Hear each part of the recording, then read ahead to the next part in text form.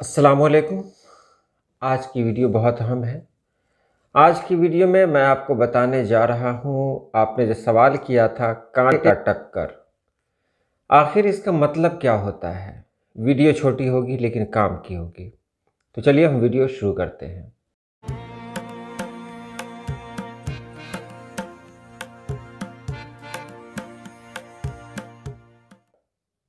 इसको समझने के लिए ज़रूरी है कि हम तराजू के बारे में जान लें। तराजू क्या है?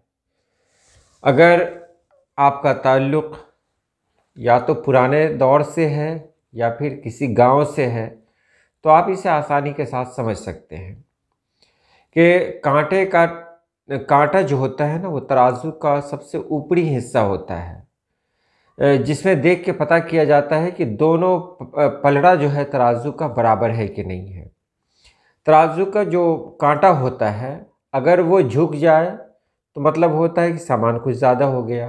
अगर वो उठ जाए पलड़ा, तो कांटे पर भी इसका असर पड़ता है। यानी कांटा अगर सीधा अपनी जगह पर खड़ा रहे तो मतलब है कि दोनों बिल्कुल, यानी दोनों पलड़ा बिल्कुल बराबर है।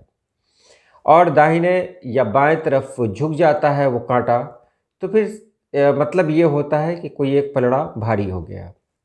अब कांटे टक्कर जो होता है, इसका मतलब ये होता है कि एक ऐसा इंसान जो किसी से लड़ रहा हो, तो उसकी जीत के बारे में नहीं कहा जा सकता। जिससे लड़ रहा है उसकी ताकत भी उतनी ही है, जो लड़ रहा है उसकी ताकत भी उतनी ही है।